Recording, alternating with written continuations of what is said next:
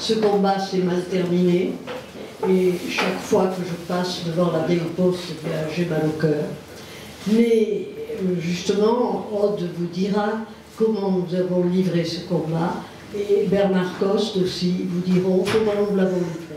Puisque c'est un combat, nous avons un adversaire, et que cet adversaire, il est redoutable. Il est redoutable, il fait la loi en tant que sénateur, et il s'assoit sur la loi. Je trouve que c'est très grave pour un élu. Et ça, il faut le rappeler, les élus sont là quand même pour écouter le peuple qui les a élus, mais pas pour s'asseoir sur la loi. Et je vous avoue qu'à 86 ans, je viens de le découvrir, il utilise ce qu'on appelle maintenant le copinage républicain. C'est un autocrate, comme tous les autocrates, il a des esclaves, et donc très peu, ça aussi, ça compte. J'ai été au conseil municipal et je vous avoue que j'ai été chaque fois sidéré parce que, bien entendu, tout le monde s'incline. C'est une association qui a eu pour but de défendre le patrimoine biterrois et d'en faire état, en ce qui concerne la vieille poste, auprès de la mairie de Béziers. Nous allons étudier maintenant, si vous voulez, les raisons pour lesquelles nous avons livré ce combat. La première, évidemment, elle est évidente, c'est la défense du patrimoine.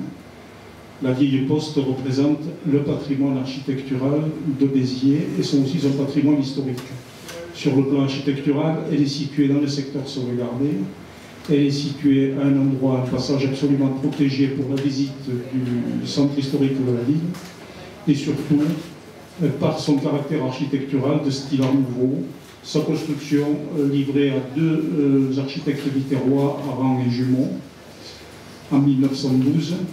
Le premier prix d'une certaine administration qui lui a été décerné la même année, sa présence régulière dans des photos, des cartes postales ou dans des revues historiques méritait qu'elle soit retenue dans le cadre d'un classement. Or, ça n'a jamais été le cas, puisque les mairies qui se sont succédées, les municipalités, lui ont laissé son caractère totalement dégradé, sans entretien, ont imposé aux immeubles voisins des travaux de rénovation et de ravalement des façades pour la rendre encore plus enlaidie et pour pouvoir mieux justifier sa destruction. À l'aspect historique, la vieille poste est le témoin d'une période qu'on peut appeler l'âge d'or de Béziers, une période où la ville était extrêmement riche grâce au commerce florissant du vin, et donc c'est la période où on a vu s'ériger beaucoup d'immeubles haussmanniens et les châteaux pinardiers dans la région. Dans cette période, c'est donc un souvenir qui méritait d'être absolument conservé. Tout ce sentiment, la démolition de la poste, on peut considérer que c'est un acte de vandalisme. Une fois la poste détruite, révèle des façades sur la place Gabriel-Péry qui n'ont pour la plupart aucun caractère architectural et ne présentent pas un intérêt visuel particulier. C'est une place aussi qui restera tout le temps scindée par le passage des véhicules entre l'axe de la rue Flourens et de l'avenue Alphonse Nas.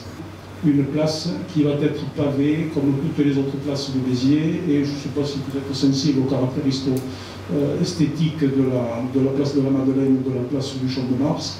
Moi, je me retrouve un aspect de vide et impersonnel. La manière dont a été réglée l'enquête publique, on estime que c'est une enquête tronquée. Au départ, on a présenté le sujet pour 2 ou 3 riverains commerçants de la place des 3-6 qui ont vu dans ce projet une augmentation de leur surface de terrasse, de meilleure visibilité de leur vitrine. Et à partir de là, on n'a pas fait d'études sérieuses au niveau du public pour définir exactement la volonté démocratique des Biterrois sur, d'une part, le déplacement de la poste et d'autre part, sur le caractère destructif du patrimoine. Le caractère destructif du patrimoine. C'est resté donc une enquête réalisée en petit comité qui n'a jamais touché réellement le grand public. Le problème du projet que nous avions nous développé auprès de la mairie et qui a été refusé. Ce projet il avait déjà été présenté par M. Varat et il était très intéressant. Il consistait à conserver évidemment l'édifice et à le restaurer. Le restaurer, ça signifiait enlever sur la partie arrière cet aspect parasite qui avait été développé par les services postaux pour assurer le rangement des véhicules de service, et qui était totalement inesthétique, mais aussi à enlever les grilles, à enlever les stores, à remplacer ces éléments par des baies vitrées, à conserver les grandes salles pour en faire éventuellement des éléments au service de la ville, et en plus à éventuellement rénover la totalité de l'ensemble sur le plan architectural, sur le plan de sa surface. Le message de la ville, c'était d'en faire un office central du tourisme, à sa situation de privilégier naturellement dans cet intérêt.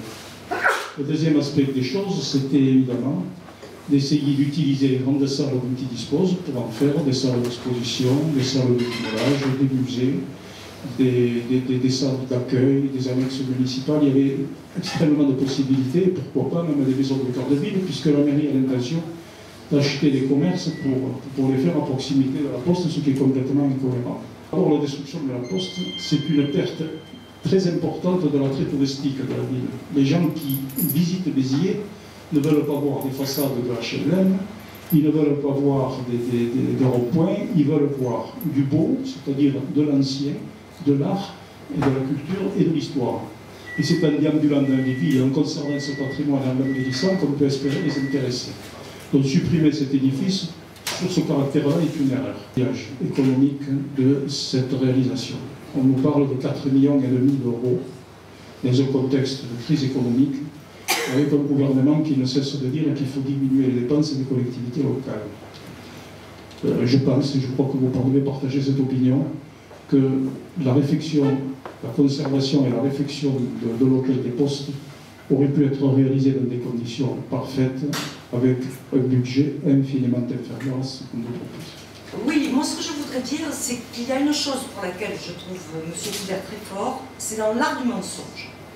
Parce qu'il faut quand même que vous essayiez de vous rappeler la façon dont il a exposé le sujet dès le départ, et vous vous rendrez compte que chaque fois, il a essayé de nous berner sur des choses qui étaient fondamentalement fausses. Alors, je voudrais revenir, excusez-moi, c'est pas très drôle, mais bon, je voudrais revenir au début, et à cette fameuse simple lettre dont il disait que le tribunal administratif venait de sanctionner et qui lui permettait donc de continuer les travaux de démolition malgré le référé suspension que nous avions obtenu le 9 septembre. En juin, fort de la législation de 2008 en la matière, j'ai écrit à Monsieur le maire pour lui demander de bien vouloir constater la péremption du permis de démolir qui avait été délivré en 2007. Cette lettre, c'est le début d'une procédure judiciaire et qui est incontournable